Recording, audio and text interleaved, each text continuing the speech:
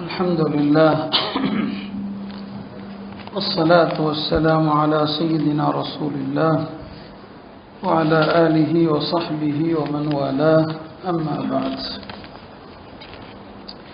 கண்ணியத்திற்குரிய அல்லாஹ்வின் நல்லடியார்களே,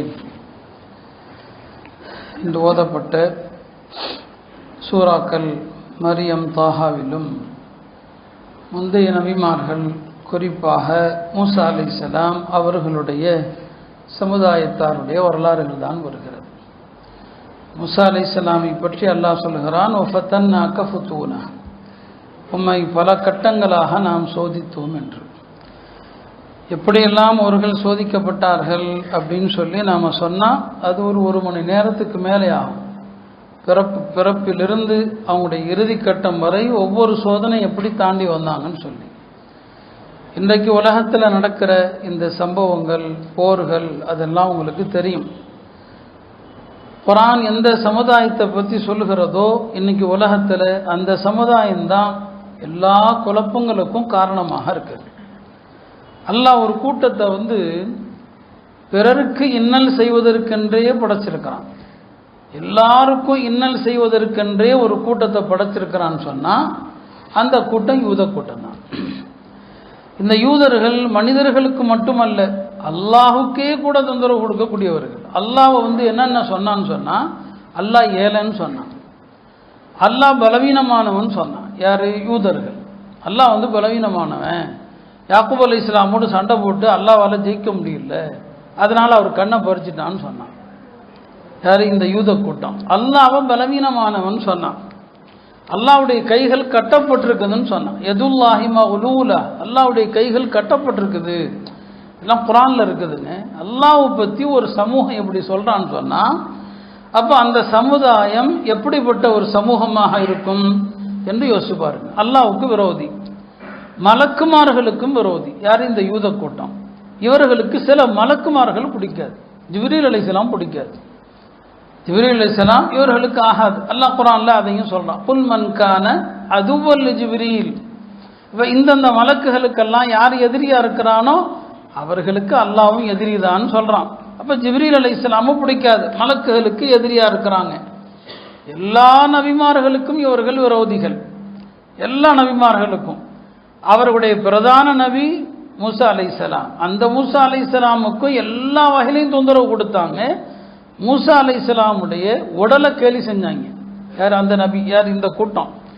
எந்த அளவுக்குன்னா, அவருக்கு சொல்லவே எனக்கு வெக்கமாக இருக்குது, புகாரிலே வருது, மூசா அலைஹிஸ்ஸலாமுக்கு விதை பெருசுன்னு சொன்னான். யோசிச்சு பாருங்க, எப்படிப்பட்ட கூட்டமாக இருப்பான். மூசா அலைஹிஸ்ஸலாம் கொஞ்சம் வெக்க சுபாவம் உள்ளவருங்க. குளிக்கும்போது மற்றவங்களோடு சேர்ந்து குளிக்காமல் தனியாக குளிப்பாங்க. இல்லைங்களா? தனியாக குளிப்பாங்க. இவர் ஏன் தனியாக குளிக்கிறாரு? அப்போ இவருக்கு விதை பெருசுன்னா. அப்போ என்னங்க, மூசா அலைஹிஸ்ஸலாமை இப்படி என்ன செய்யறான், அவங்கள கடுமையாக விமர்சிக்கிறான், அவங்கள குறை சொல்றான். அதனால தான் அல்லாஹ் குர்ஆன்ல இப்படி சொல்வான், யா அய்யுஹல்லதீன ஆமனு, ஈமான் கொண்டவர்களே, லா தகூனு கல்லதீன ஆதவ் மூசா, மூசாவை வார்த்தையால் இன்னல் செய்தார்களே அந்த கூட்டம் மாதிரி நீங்கள் ஆயிடாதீங்கன்னு அல்லாஹ் சொன்னான். அப்போ அவங்கள இன்பப்படுத்தினாங்க. ஈசா அலைஹிஸ்ஸலாம் வந்தபோது ஈசா அலைஹிஸ்ஸலாமுடைய அற்புத பிறப்பு எல்லாத்தையும் பார்த்தான். ஈசா அலைஹிஸ்ஸலாமை கொல்றதுக்கு திட்டம் போட்டாங்க. அப்போ நபிமார்களுடைய விரோத கூட்டம் யூத கூட்டம். நபி ஸல்லல்லாஹு அலைஹி வஸல்லம் அவர்கள் வந்தபோது, மதீனா அவங்க ஹிஜ்ரத் செஞ்சு வந்தபோது, இந்த யூத கூட்டம் நபி ஸல்லல்லாஹு அலைஹி வஸல்லம் அவங்கள கொலை செய்யறதுக்கு 5 முறை திட்டம் தீட்டினாங்க. ஒரு தடவை இல்லை, 2 தடவை இல்லை, 5 தடவை திட்டம் தீட்டினாங்க. நபி ஸல்லல்லாஹு அலைஹி வஸல்லம் அவங்களுக்கு சூனியமும் செஞ்சாங்க. அப்போ பாருங்க, இவர்கள் அல்லாஹ்வுடைய விரோதி, மலக்குமார்களுக்கு விரோதி, நபிமார்களுக்கு விரோதி, மோமின்கள் எல்லாருக்கும் விரோதி. அல்லாஹ் குர்ஆன்ல சொல்வான், ஈமான் கொண்ட மக்களுக்கு இணை வைப்பாளர்கள் யூதர்கள், இந்த 2 பேர் தான் ஆகப்பெரிய விரோதிகள்னு சொல்லுவாங்க. உலகத்தில் இருக்கிற எல்லா குழப்பத்துக்கும் இவன் தாங்க காரணம். இன்னைக்கு உலகத்தில் பொருளாதார சிக்கல் இருக்குதா இல்லையா? இந்த பொருளாதார சிக்கலுக்கான எல்லாத்துக்கும் காரணம் யார்? யூதன் தான். இவன் தான் உலகத்தில் எல்லா தப்பான நடவடிக்கைகளையும் கண்டுபிடிச்சான். அல்லாஹ் குர்ஆன்ல சொல்றான், அக்காலூன லிஸ்ஸுஹதிங்கிறான், ஹராம சாப்பிட்ற மோசமான கூட்டங்கிறான். இந்த வார்த்தையால் அல்லாஹ் எந்த கூட்டத்தையும் வர்ணிக்கலைங்க, யூதர்களை தான் சொல்றான். அக்காலூன லிஸ்ஸுஹதி, இவன் சாப்பிட்றது பூரா தப்பான வழியில் சம்பாதிச்சு சாப்பிட்ற கூட்டம். இப்போ ரப்பு இந்த கூட்டத்தை குர்ஆன்ல எப்படியெல்லாம் வர்ணிக்கிறான் பாருங்க. இத்தனைக்கும் இவர்களுக்கு அனுப்பப்பட்ட நபி இருக்கிறாங்களே மூசா அலைஹிஸ்ஸலாம், அவர்களுக்கு வழங்கப்பட்ட அதிசயங்கள் சாதாரணமான அதிசயம்லாம் இல்லை. அந்த மாதிரி அதிசயத்தை பார்த்த பிறகும் கூட ஒரு சத்திய மதம் மார்க்கம் சத்திய நபின்னு தெரிஞ்சும் கூட எப்படி உங்களால் இப்படி நடக்க முடியுது? மூசா அலைஹிஸ்ஸலாமுடைய அற்புதம் சாதாரணமானது இல்லையே. ஓதப்பட்டதில் வருதா இல்லையா? கைத்தடி ஒட்டா பாம்பாக ஆகும், திரும்ப பிடிச்சா என்னங்க கைத்தடியாக மாறும். மூசா அலைஹிஸ்ஸலாம் தன்னுடைய கையை அக்குலுக்கு கீழே வச்சு எடுத்தாங்கன்னா அது பிரகாசிக்கும். அது அல்லாஹ் தஆலா அவங்களுக்கு என்ன செய்யறான்? கொடுக்குறான். அந்த அற்புதத்தை அவர்களுக்கு என்னங்க அல்லாஹ் காட்டுறான். 9 அத்தாட்சிகள் அல்லாஹ் மூசா அலைஹிஸ்ஸலாமுக்கு கொடுத்தான். கடலை பிளக்கிறான், அதில் ஃபிரௌனை அல்லாஹ் என்னங்க அழிக்கிறான். எல்லா அற்புதத்தையும் பார்த்து கடலை தாண்டி வந்த பிறகு, கடலை கடந்தாச்சுங்க, வந்த பிறகு ஒரு கூட்டம் சிலை வணக்கத்தில் இருக்குது. அதை பார்த்துட்டு இந்த கூட்டம் மூசா அலைஹிஸ்ஸலாமை பார்த்து சொன்னாங்க, யா மூசா இஜஅல் லனா இலாஹன் கமா லஹும் ஆலிஹா. இவங்கெல்லாம் வணங்குறாங்க இல்லையா, அந்த மாதிரி எங்களுக்கு ஒரு தெய்வத்தை கொடுன்னு கேட்குறான். இங்கெல்லாம் வணங்குற மாதிரி எங்களுக்கு ஒரு தெய்வத்தை கொடு அப்படின்னு சொல்கிறான். அப்போ எல்லா இடத்திலும் முரண்படுகிற, எல்லா இடத்திலும் அடம் பிடிக்கிற ஒரு கூட்டமாகத்தான் இந்த யூத கூட்டத்தை அல்லாஹ் குர்ஆனில் சிந்திக்கிறான். இப்போ எல்லா இடத்துலையும் மாற்றம். மூசா அலைஹிஸ்ஸலாம் அல்லாஹ்வோடு பேச வேதத்தை வாங்க துருசினா மலைக்கு என்ன செஞ்சுருக்கிறாங்க? போயிருக்கிறாங்க. அந்த காலகட்டத்தில் சாமிரின்னு ஒருத்தன், அந்த சாமிரி என்பவனுடைய பேரும் மூசா தான், அவன் பேரும் மூசா தான். தப்ரீங்கிற தஃப்சீரில் எழுதுறாங்க, ஒரு சம்பவம் எழுதுறாங்க, பதிவு செய்கிறாங்க. மூசா அலைஹிஸ்ஸலாமுக்கும் சாமிரிக்குமான ஒரு ஒற்றுமை. மூசா அலைஹிஸ்ஸலாம் அவங்க பிறந்த வருஷம் என்ன? ஃபிரௌன் உத்தரவிட்டிருந்தான், இந்த ஆண்டு பிறக்கிற ஆண் குழந்தைகளை எல்லாம் கொல்லுங்க. அப்போ தான் மூசாவும் பிறக்கிறாங்க. அந்த வருஷம்தான் சாமிரியும் பிறக்கிறான். அப்போ தான் சாமிரியும் பிறக்கிறான்.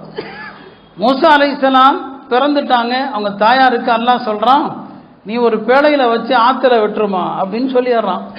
அந்த பேழை மிதந்து மிதந்து ஃபிரௌனுடைய மாளிகையில் உள்ள ஒரு படித்துறை, அங்கே வரும்போது தான் பணிப்பெண்கள்லாம் எடுக்கிறாங்க. ஃபிரௌனுடைய மனைவிட்ட கொடுக்குறாங்க. திறந்து பார்த்தா ஒரு அழகான குழந்தை. அந்த குழந்தையை நான் வளர்க்குறேன்னு அந்த அம்மா பொறுப்பெடுக்குது. ஃபிரௌனுடைய மாளிகையில் வளர்றாங்க. யார்? மூசா அலைஹிஸ்ஸலாம் பாதுகாப்போடு. மறுபக்கம் இந்த சாமிரி இருக்கிறானே, அவன் ஒரு பாலைவனத்தில் பிறக்கிறான். அவனுடைய தாயார் பிரசவ நேரத்தில் தன்னந்தனியாக அவனை பெற்றெடுக்கிறாங்க. பெற்றெடுத்த கொஞ்ச நேரத்தில் அந்த அம்மா மூத்தா போயிடுச்சு. அந்த குழந்தை பாலைவனத்தில் கிடக்குது. யார்? சாமிரிங்கிற குழந்தை. அப்போ ஜிப்ரீல் அலைஹிஸ்ஸலாமுக்கு அந்த குழந்தை மேலே ஒரு பரிவு வருது. அல்லாட்ட கேட்குறாங்களாம், யாரெல்லாம் இந்த குழந்தைய நான் வேணா வளர்க்குறேனேன்னு சொல்லி. சரி வளர்த்துக்கான்னு அல்லாஹ் சொல்லிட்டான். ஜிப்ரீல் அலைஹிஸ்ஸலாம் அந்த குழந்தைய பாதுகாப்பான ஒரு இடத்துல வச்சு அவனுக்கு அப்பப்போ பால் விட்ட, உணவுகள் கொடுக்க, இப்படி தான் அந்த குழந்தைய சாமிரிங்கிற குழந்தைய வளர்க்குறது யாரு? ஜிப்ரீல் அலைஹிஸ்ஸலாம் என்னங்க வளர்க்குறான். அதில் ஜிப்ரீல் வரப்போக இருக்கிறாரா இல்லையா, அவருடைய காலடி, அவருடைய குதிரையினுடைய காலடி மண், இதெல்லாம் அவனுக்கு தெரியுது. ஜிப்ரீல் அலைஹிஸ்ஸலாமுடைய காலடி பட்ட இடத்துல ஒரு மாற்றம் இருக்கும். ஒரு மாற்றம் என்னங்க இருக்கும். இதெல்லாம் அவன் பார்த்துக்கிட்டே இருக்கிறான். ஆனால் அவன் நல்லவன் இல்லை. ஃபிரௌன் வீட்டில் வளர்ந்த மூசா நபி, ஜிப்ரீல்கிட்ட வளர்ந்த மூசா காஃபிர். ஃபிரௌனுடைய வீட்டில் வளர்ந்த மூசா பெரிய நபி, சரிங்களா? ஜிப்ரீல் வளர்த்த அந்த மூசா இருக்கிறானே சாமிரிங்கிற மூசா, அவன் காஃபிர். இதான் வினோதம். ஏதோ ஒரு அரபு கவிஞர் கவிதை வடிவத்தில் அழகா சொல்றார், மூசல்லதி ரப்பாஹு ஃபிரௌனு முர்சலுன் வ மூசல்லதி ரப்பாஹு ஜிப்ரீலு காஃபிரும். ஃபிரௌன் வளர்த்த மூசா நபி, ஜிப்ரீல் வளர்த்த மூசா என்னங்க காஃபிர்னு சொல்லி. சாமிரி ஜிப்ரீலுடைய கண்காணிப்பில் வளர்றாங்க, ஆளாகிறான். அவன் பனு இஸ்ராயலில் உள்ள கூட்டம் அல்ல, அந்த இனத்தை சார்ந்தவன் அல்ல, வேற ஒரு இனத்தில் உள்ளவன் பனு இஸ்ராயலோடு சேர்ந்துக்கிறான். மூசா அலைஹிஸ்ஸலாம் துருசினாய் மலைக்கு போயிருக்கிறாங்க. அந்த நேரத்தில் இவன் இந்த பனு இஸ்ராயல்களை லேசாக தான் வழி எடுக்கலாமே, எவ்வளோ அத்தாட்சிகளை பார்த்தாலும் உடனே அவங்கள என்ன செய்யலாம்? வழிமறுக்கலாம். அந்த நேரத்தில் இவன் அவர்களை வழி எடுக்கிறதுக்கு என்ன பண்ணுறான்? அந்த ஜிப்ரீல் அலைஹிஸ்ஸலாமுடைய அந்த காலடி பட்ட இடத்தினுடைய ஒரு கைப்பிடி அந்த மண்ணை எடுத்து வச்சிருக்கிறான். மண்ணை எடுத்து இப்படி அக்குள்ள வச்சிருக்கிறான். மூசா அலைஹிஸ்ஸலாம் தன் கூட்டத்துக்கு யாரை விட்டுட்டு போயிருக்கிறாங்க? ஹாரூன் அலைஹிஸ்ஸலாம் விட்டுட்டு போயிருக்கிறான். ஹாரூன் அலைஹிஸ்ஸலாம் இவனை கடந்து போகும்போது இப்படி அக்குள்ள வச்சிருக்கிறானா இல்லையா? அவங்க கேட்குறாங்க, என்னப்பா வச்சிருக்கிறேன்னு சொல்லி. நான் ஒரு பொருள் வச்சிருக்கிறேன், அதை கீழே போடணும்னு சொன்னால் நீங்கள் எனக்காண்டி ஒரு துவா செய்வீங்களாங்கிறான். யார்? சாமிரி. என்னப்பா துவா செய்யணும்? நான் இந்த பொருளை கீழே போடும்போது நான் அது என்னவாக ஆக வேண்டும் என்று மனதில் நினைக்கிறேனோ அப்படி ஆயிரணும் அப்படின்னு நல்லாட்ட கேளுங்கிறான். எவ்வளோ பெரிய ஆள் பாருங்க. நான் இது கீழே போடுவேன், ஆனால் நான் போடும்போது அது என்னவா மாறணும்னு நான் நினைக்கிறேனோ அப்படி ஆகணும்னு துவா செய்யுங்கிறான். அவங்க பாவம் துவா செய்கிறாங்க, எல்லாம் இவன் மனசில் என்ன நினைக்கிறானோ அந்த பொருளாகவே மாற்றிரு. நபியுடைய துவாவா இல்லையா, கபூல் ஆகி போச்சு. இப்போ பனு இஸ்ரவேலர்கள் எல்லாம் தப்பிச்சு வந்திருக்கிறாங்க, ஃபிரௌனுடைய கூட்டத்தாரிடம் இருந்து தப்பிச்சு வந்திருக்கிறாங்க. அந்த கூட்டம் அழிக்கப்பட்டுடுச்சு. அந்த ஃபிரௌனுடைய கூட்டத்தாருடைய நகைகள் எல்லாம் யார்கிட்ட இருக்குது, பனு இஸ்ராயல்கள்கிட்ட இருக்குது. பனு இஸ்ராயல்கிட்ட இருக்குது.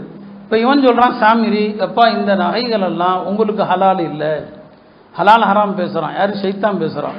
இந்த நகைகள்லாம் உங்களுக்கு ஹலால் இல்லைப்பா, அதனால் அந்த நகைகளை எல்லாம் இந்த குழியில் போடுங்க. ஒரு குழியை தோண்டி வச்சுருக்கிறான், இதில் எல்லாத்தையும் போட்டுருங்கப்பா, போட்டு எரிச்சிடலாம் அப்படின்னு சொல்லி அவர்களை சொல்கிறான். அப்படியா, அவங்களும் என்ன செய்கிறாங்க, என்னமோ ஹலாலை ரொம்ப பேண்டுற மாதிரி, ஹலாலை பேண்ட கூட்டம் மாதிரி எல்லாருமே அந்த நகையை பூரா அந்த குழியில் போட்டுறான். குழியில் போட்டதும் இவன் என்ன பண்ணுறான், கையில் வச்சிருக்கிற அந்த ஃபிரௌன் ஜிப்ரீலுடைய காலடி மண் இருக்கு இல்லையா, அந்த மண்ணை அந்த நகைகள் மீது போடுறான். மனசில் என்ன நினச்சிக்கிட்டு, இதெல்லாம் காளை மாடாக மாற வேண்டும் அப்படின்னு போடுறான்.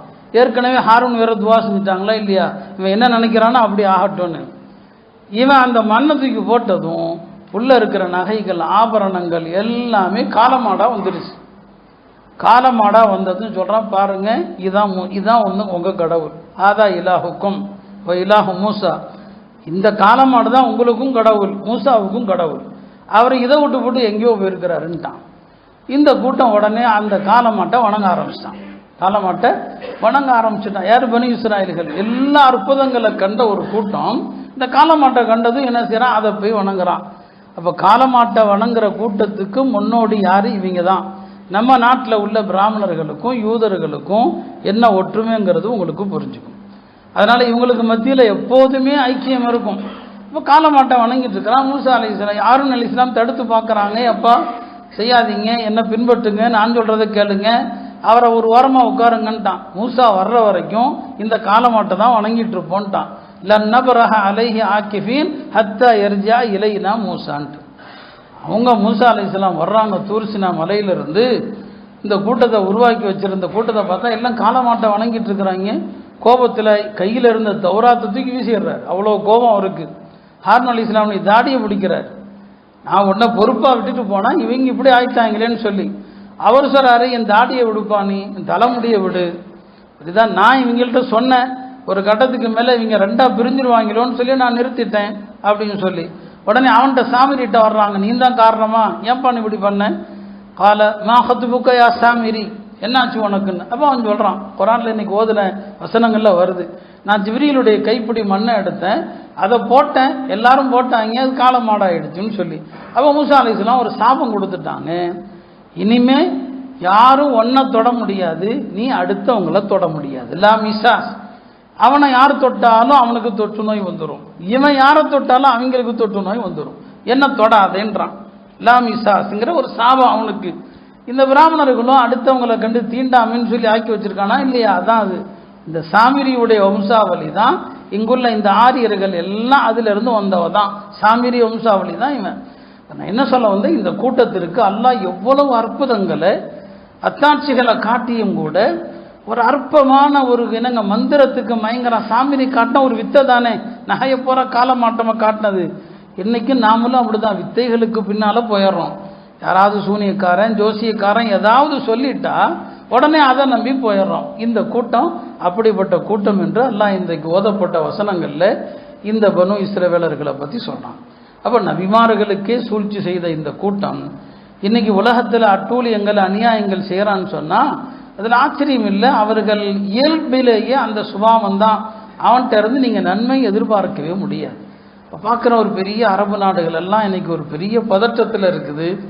உலகம் எங்கே போகுது அப்படிங்கிறது ஒரு பெரிய நமக்கெல்லாம் அச்சத்தை தருது. அங்கே மட்டும் இல்லை, எல்லா இடங்களிலும் இன்னைக்கு பிரச்சனை தான். இன்னைக்கு வட இந்தியாவில் மதவெறி எந்த அளவுக்கு ஆகி போச்சுன்னா, பெரிய ஆளுகள்கிட்ட இல்லை, சின்ன குழந்தைகள்கிட்ட கூட மதவெறி. வட இந்தியாவில் ஒரு மாநிலத்தில் ஒரு 3 இந்து பசங்க சேர்ந்து ஒரு முஸ்லீம் பையனை நாங்கள் வணங்குற கடவுளுடைய பேரை சொல்லுன்னு சொல்லி அடிச்சிருக்கிறான். சின்ன பசங்க 3 பேர் சேர்ந்து ஒரு பையனை அடிக்கிறான். நிலைமை அங்கே அப்படி இருக்கு. ஸ்கூலில் டெல்லியில் ஒரு 10 வயசு முஸ்லீம் பெண், அந்த பிள்ளைய மற்ற பிள்ளைங்களெல்லாம் சேர்ந்து உங்கள் மதம் ரொம்ப கெட்ட மதம், ரொம்ப மோசமான மதம் அப்படின்னு சொல்ல, அந்த குழந்தை தாய்கிட்ட வந்து கேட்குது, என்னம்மா ஸ்கூலில் எல்லா பிள்ளைங்களையும் இப்படி சொல்கிறாங்களே அப்படின்னு சொல்லி. இந்த அளவுக்கு நம்ம நாட்டுடைய சூழ்நிலையும் மோசமான சூழ்நிலை. ஏதோ தென்னிந்தியா, தமிழ்நாடு எல்லாம் பாதுகாத்திருக்கிறான். இதையும் எப்படியாவது மாற்றுவதற்கு தான் எல்லா தகிடுதித்த வேலைகளையும் செஞ்சுட்டு இருக்கிறானுங்க. ஆக ஒரு பக்கம் அங்கே யூதர்களுடைய அட்டூழியன்னு சொன்னால் இங்கே ஆரியர்களுடைய அட்டூழியத்தை பார்க்கிறோம். இப்படி என்னங்க உலகம் எல்லாம் ஒரு பதட்டமும் போருமாக இருக்குது. இது எங்கே போய் முடியும் அப்படின்னா இதற்கான தீர்வு என்னங்க? எல்லாரும் சொல்றது அதுதான். இனி முஸ்லிம்களுக்கு ஒரு தலைவர் வந்து யாரும் கட்டுப்படுற மாதிரிலாம் தெரியல. அல்லாவே யாரை தலைவராக ஆக்கி தேர்ந்தெடுத்து அனுப்புவானோ அவர் வர்ற வரைக்கும் உலகம் அப்படிதான் இருக்கும். அப்படிப்பட்ட நபர் யாரு தான்? மஹதி தான். மஹதி வரக்கூடிய காலம்தான் நெருக்கத்தில் இருக்குமோ. அந்த மஹதி வருவார் என்று பெருமானார் சொன்னாங்க. ஆனால் அதுலேயும் நிறைய பேர் பொய்யாக நான் தான் மஹதின்னு சொல்கிறான். மஹதி வர்றது அவர் மக்கால தான் வருவார், உலகத்தில் வேற எங்கேயும்லாம் வரமாட்டார். அவர் இனங்க வெளிப்படுகிற இடம் எதுதான்? மக்கா தான். அவர் மக்கால வந்து ஹஜர் அஸ்வத் பக்கத்தில் உட்காந்து அழுதுட்டு இருப்பார். அவர் எப்போ வரணும்னு அல்லாஹ் நாடுறானோ உலகத்தில் இருக்கிற அவுலியாக்கள் எல்லாம் மக்கா போயிடுவாங்க. எல்லாருமே எல்லாம் அங்கே தான் இருப்பாங்க. எல்லாருமே அங்கே இருக்கிற நேரத்தில் ஒரு சத்தம் வரும், இவர் தான் ஹலீஃபாங்கிற ஒரு சத்தம் வரும். அப்போ எல்லாருமே அவர்கிட்ட பையத் செய்வாங்க. யார்கிட்ட? மஹதிட்ட. அந்த மக்களை கூப்பிட்டு கொண்டு அவர் மதீனா வருவார். மதீனாவிலிருந்து ஒரு படையை தயார் பண்ணி கொண்டு அன்னைக்கு இருக்கிற யூத கிறிஸ்தவர்களோடு அந்த மஹதி என்னங்க போர் செய்வார். இந்த மஹதி போர் செய்வாங்க. 3 நாள் இதுதான் நடக்கும். 3ஆவது நாள் அல்லாஹ் அவருக்கு என்ன செய்வான்? வெற்றியை கொடுப்பான். மஹதி அலைஹிஸ்ஸலாம் வந்து இப்படி என்னங்க உலகத்தில் அவங்க பல இடங்களில் வெற்றி கொள்வாங்க. அந்த காலகட்டத்தில் தான் அடுத்து யார் வருவான்? தஜ்ஜால் என்ன செய்வான்? வருவான். மஹதி அலைஹிஸ்ஸலாமுடைய வருகைக்கு பிறகு தஜ்ஜால் என்னங்க அடுத்து என்னங்க வருவான். தஜ்ஜால் வரும்போது எங்கே வருவான்? எல்லாமே ஹதீஸுகளில் தெளிவாக சொல்லப்பட்டிருக்கு. அவன் வரக்கூடிய இடம், அவனுடைய தன்மைகள் என்ன எல்லாம் சொல்லப்பட்டிருக்கு. தஜ்ஜால் வரும்போது ஏற்படுகிற அந்த குழப்பம் இருக்குது, பயங்கரமானது. இந்த அளவுக்கு ஹதீஸில் வருது. முஸ்லீம்கள் பள்ளிவாசலில் தொழுதுட்டு முடிப்பாங்க. தொழுது முடித்த பிறகு இப்படி ஒரு செய்தி வருமா, பூமிக்கு கடவுள் வந்திருக்கிறான்னு சொல்லி. பூமிக்கு யாருங்க? கடவுள் வந்திருக்கிறான்னு சொல்லி. மக்கள் எல்லாம் அதிரங்க கடவுள் வந்திருக்கிறானா, அல்லாஹ் வந்திருக்கிறானா, போய் பார்க்கலாம் அப்படின்னு தொழுதுட்டு ஒரு கூட்டம் போய் பார்க்க போவாங்க. பள்ளிவாசல் இருந்து தொழும்போது முஸ்லீம்லாம் இருப்பாங்க. வெளியில் போய் தஜ்ஜாலை பார்த்ததும் காஃபிராக போயிடுவாங்க. தஜ்ஜாலை பார்த்ததும் காஃபிராக ஆகிடுவாங்க. அவ்வளோ பெரிய குழப்பம் தஜ்ஜால் வருகிற போது நடக்கும். அதனால தான் ஹதீஸில் அந்த தஜ்ஜாலுடைய ஃபித்னாவை விட்டும் திரும்ப திரும்ப திரும்ப பாதுகாப்பு தேடுமாறு சொல்லப்பட்டது. தஜ்ஜால் வர்ற நேரத்தில் யார் ஈமானில் உறுதியாக இருக்கிறாங்களோ, ஏன்னா தஜ்ஜால் பல மாயாஜாலங்களை காட்டுவான், பல வித்தைகளை காட்டுவான், எல்லாம் உண்மையாகவே தெரியும். அந்த நேரத்தில் யார் சத்தியத்தில் இருக்கிறாங்களோ அவங்களுக்கு மறுமையில் விசாரணை கிடையாது. விசாரணை இல்லாமல் அவங்க என்ன செஞ்சிருவாங்க? சொர்க்கம் போயிடுவாங்க. மஹதி அதுக்கப்புறம் தஜ்ஜால். தஜ்ஜாலை அழிக்கிறதுக்கு தான் யார் வருவாங்க? ஈசா அலைஹிஸ்ஸலாம் வருவாங்க. அல்லாஹ் அவங்கள அதுக்குன்னே வானத்தில் உயர்த்தி வச்சிருக்கிறான். அவங்க மௌத்தாகல. தஜ்ஜாலை அழிக்கிறது சராசரி மனிதர்களால் முடியாது, ஒரு நபியால் தான் முடியும். அப்போ ஈசா அலைஹிஸ்ஸலாம் அவங்க என்ன செய்வாங்க? வருவாங்க. அவர்கள் வந்து தஜ்ஜாலோடு சண்டை போடுவாங்க.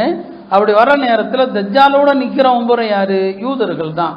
இன்னைக்கு ஈரானில் நடக்கிறதெல்லாம் பார்த்தா உலமாக்கள் சொல்கிறாங்க, இந்த ஹதீஸில் சொல்லப்பட்டதெல்லாம் நெருங்கிடுச்சோன்னு சொல்லி. ஏன்னா ஈரானில் உள்ள ஒரு நகரம் தான் இஸ்பஹான்ங்கிறது. தஜ்ஜால் வர நேரத்தில் இந்த இஸ்பஹான்கிற ஊரில் இருக்கிற 70,000 யூதர்கள் தஜ்ஜாலோடு சேருவார்கள். இஸ்பஹான்ல இருந்து யூதர்கள் வந்து அவனோட சேர்ந்துக்குவாங்கன்னு சொல்லி. அப்போ இன்றைக்கு நடக்கிற இதெல்லாம் பார்த்தோம்னா அந்த தஜ்ஜால் வருகைக்கான காலம் நெருங்கி யூதர்கள் எல்லாம் என்ன செஞ்சிருவாங்க? அவனோடு போய் தஜ்ஜாலோட போய் சேர்ந்துருவாங்க. ஈசா அலைஹிஸ்ஸலாம் தஜ்ஜாலை என்ன செய்வாங்க? கொல்லுவாங்க. தஜ்ஜால் கதை என்னங்க முடிஞ்சிடும். அதற்கு பிறகு தஜ்ஜாலுக்கு பிறகு அடுத்து என்ன? யாஜூஜ் மாஜூஜ் வருவாங்க. இன்னைக்கு ஓதப்பட்டதில் எல்லாமே வருது, எல்லாம் ஒரு சேர வருது. ஆரம்ப ரக்காத்தில் ஓதப்பட்ட யாஜூஜ் மாஜூஜை பற்றி வருது. அவங்க உலகத்தில் ஏற்கனவே இருந்த ஒரு படைப்பு இப்போ இருக்கிறாங்க. துல்கர்னைன்கிற மன்னர் ஒரு தீவில் தடுத்து வச்சிருக்கிறார், ஒரு தடுப்பு கட்டி வச்சிருக்கிறார். அவர் கட்டின அந்த தடுப்பு சுவர் வந்து அல்லாஹ் நாடுகிற நேரத்தில் யாஜூஜ் மாஜூஜ் அதை உடைத்து கொண்டு பீரிட்டு கொண்டு வருவாங்க. இப்போ அவங்க என்னங்க ஒரு படைப்பு தான். யாஜூஜ் மாஜூஜ் ஏற்கனவே இருக்கிறாங்க. அவர்களால் வருகிற அடுத்த சோதனை ஈசா அலைஹிஸ்ஸலாமுக்கு அல்லாஹ் உத்தரவிடுவான், ஈமான் கொண்ட மக்களோட ஒரு பெரிய இடத்துக்கு எனக்கு ஒரு குகையில் போய் ஒதுங்கிருங்கன்னு சொல்லுவான். இதெல்லாம் கியாமத்துக்கு முன்னால் நடக்க போகிறது தான். இப்போ யஜூஜ் மஜூஜை அழிக்கிறதுக்கு அல்லாஹ் என்ன செய்வான், ஹதீஸில் வருது, ஒரு புழுவை அல்லாஹ் அனுப்புவான்னு சொல்லி. இன்னைக்கு எத்தனையோ என்னங்க கிருமிகள் சொல்கிறாங்களா இல்லையா, அந்த மாதிரி ஏதோ ஒரு கிருமி, கொரோனா கிருமி மாதிரியோ ஏதோ ஒரு கிருமி தான் அனுப்புவான். யஜூஜ் மஜூஜ் பூரா பேரும் செத்து போயிடுவான், எல்லாமே அதில் செத்துருவான். இந்த பூமி முழுக்க அவர்களது பிணங்களாகத்தான் கிடக்கும். இப்போ பூமியில் எங்கேயுமே யாரும் நடமாட முடியாது. அல்லாஹ்வுடைய உலக அழிவு நாளுக்கு முன்னால் நடக்கிறது இதெல்லாம். இப்போ அல்லாஹ் என்ன செய்வான், இவங்களுடைய பிணத்தை எல்லாம் தூக்குறதுக்கு அல்லாஹ் கழுத்து நீண்ட சில பறவைகளை அனுப்புவான். அந்த பறவைகள் இவர்களை தூக்கி கொண்டு காடுகளில் வனாந்தரங்களில் தூக்கி கொண்டு போடும். ஆனாலும் அந்த பிணங்கள் கடந்த இடம் நாருமா இல்லையா, அல்லாஹ் மலை இறக்குவான். மலை மூலமாக இந்த யஜூஜ் மஜூஜுடைய பிணத்தினால் ஏற்பட்ட எல்லா நாற்றங்களும் போயிடும். இப்படியாக அவர்களும் அழிஞ்சு போயிடுவாங்க. ஈசா அலைஹிஸ்ஸலாம் வந்த பிறகு உலகத்தில் காஃபிர்னு எவனும் இருக்க மாட்டான், எல்லாருமே முஸ்லீமாக தான் இருப்பான். ஈசா அலைஹிஸ்ஸலாம் மௌத்தாயிடுவாங்க. ஈசா அலைஹிஸ்ஸலாம் மௌத்தான பிறகு அடுத்து என்னவாகும், திரும்ப மறுபடி மக்களிடத்தில் என்ன நடக்கும், வெட்கக்கேடான விஷயங்கள். நடுரோட்டில் ஆணும் பெண்ணும் உறவு கொள்வாங்க. விலங்குகளுக்கும் மனிதர்களுக்கும் வித்தியாசமே இருக்காது. விலங்குகளை போல மனிதர்களும் புணருவாங்க. அந்த மாதிரியான வெட்கக்கேடான ஒரு காலம் என்னங்க வரும். அப்படி வருகிற நேரத்தில் அல்லாஹ் என்ன செய்வான், ஒரு இரவுல ஒரு புகையை அனுப்புவோம். அதான் துஹான். குர்ஆன்ல துஹான் ஒரு சூரா இருக்குதா இல்லையா, புகை மண்டலம். ராத்திரி யாரும் வெளியில வர முடியாது, எல்லாம் புகை மண்டலம். அந்த புகைப்பட்டா எல்லாருக்கும் தூக்கம் வரும். மக்கள் எழுந்திருக்கலாம்னு நினைப்பாங்க, எழுந்திருக்க முடியாது, தூங்குவாங்க. எழுந்திருப்பாங்க, தூங்குவாங்க. எந்த அளவுக்குன்னா 3 இரவுகளுக்கு நிகராக ஒரு இரவு இருக்கும். ஒரு இரவை கழிக்கிறது 3 இரவுகளுக்கு நிகராக என்னங்க இருக்கும். அந்த மாதிரியான ஒரு காலகட்டமாக இருக்கும். ஆக மக்கள் எல்லாம் எப்போ விடியும், எப்போ சூரியனை கண்ணில் பார்ப்போம்னு நினச்சிட்டு இருப்பாங்க. இப்படியாக அந்த இரவு விடிந்து காலையில் வந்து வெளியில் எப்படா வெளிச்சத்தை பார்ப்போன்னு வெளிச்சத்தை பார்ப்பாங்க. வெளிச்சம் வந்திருக்கும், கொஞ்சம் நிம்மதி அடையலான்னு நினைப்பாங்க. இன்னொரு பயங்கரமான அதிசயத்தை பார்ப்பாங்க. அது என்ன, சூரியன் வளமையாக உதிப்பது. எங்கிருந்து உதிக்குது, கிழக்கிலிருந்து. இவங்க வெளியே வந்து பார்த்தா மேற்கிலிருந்து சூரியன் உதிக்கும். சூரியன் என்னங்க மேற்கிலிருந்து. இதெல்லாம் கியாமத்துடைய முன்னால் நடக்க போகிற விஷயங்கள். மேற்கிலிருந்து சில நாட்கள் கியாமம் என்னங்க, கியாமத்துக்கு முன்னால் சில நாட்கள் அப்படி உதிச்சுக்கிட்டு இருக்கும். அப்போ மக்கள் என்னங்க என்ன நடக்குதுன்னே தெரியாது, நல்லவர்கள் கவலையில் இருப்பாங்க. அல்லாஹ் தஆலா ஒரு இதமான காற்று ஒன்று அனுப்புவான்.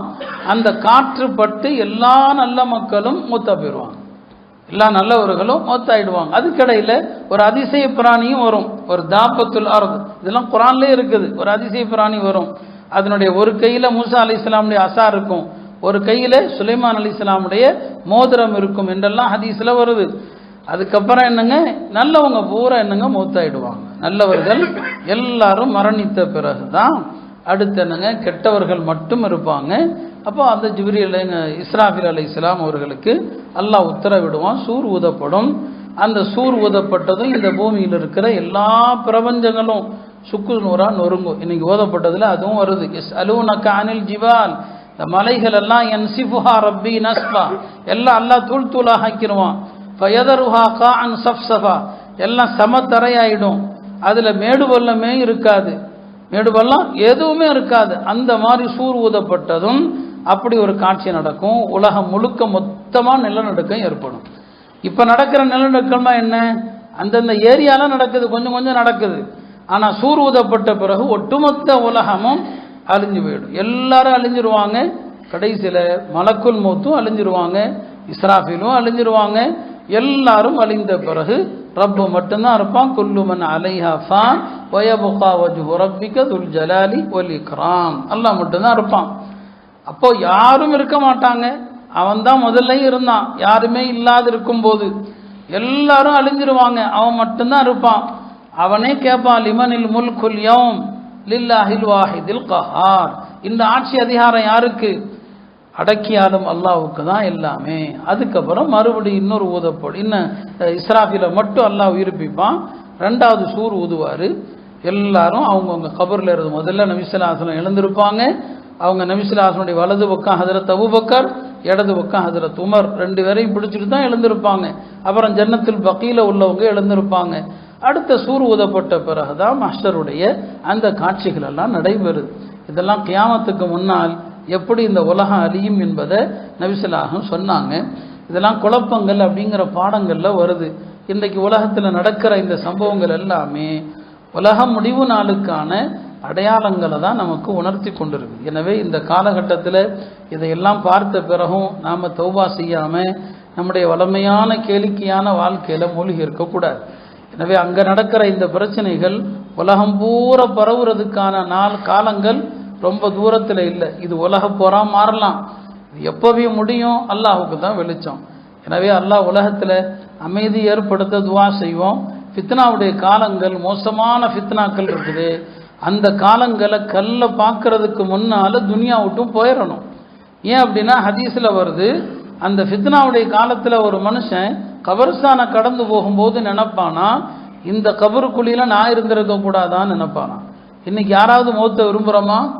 யாரும் விரும்ப மாட்டோம். ஆனால் ஃபித்னா வரும்போது எல்லா மனுஷனும் மௌத்தை விரும்புவான். அப்படி ஒரு காலத்தில் தான் இன்றைக்கு நாம் இருந்து கொண்டிருக்கிறோம். எல்லாம் அல்ல அல்லாஹ் யூதர்களுடைய தீய குணங்களிலிருந்து அல்லாஹ் நம் அனைவரையும் பாதுகாப்பானாக. இந்த சமுதாயத்துக்கு அல்லாஹ் அறிவை தருவானாக. யூதர்களுடைய அழிவை நம்முடைய வாழ்நாளில் காண செய்வானாக. மஸ்ஜிதுல் அக்ஸாவிலே தொழக்கூடிய பாக்கியத்தை தருவானாக. பாஹ்ரு தஅவானா அல்ஹம்துலில்லாஹி ரப்பில் ஆலமீன்.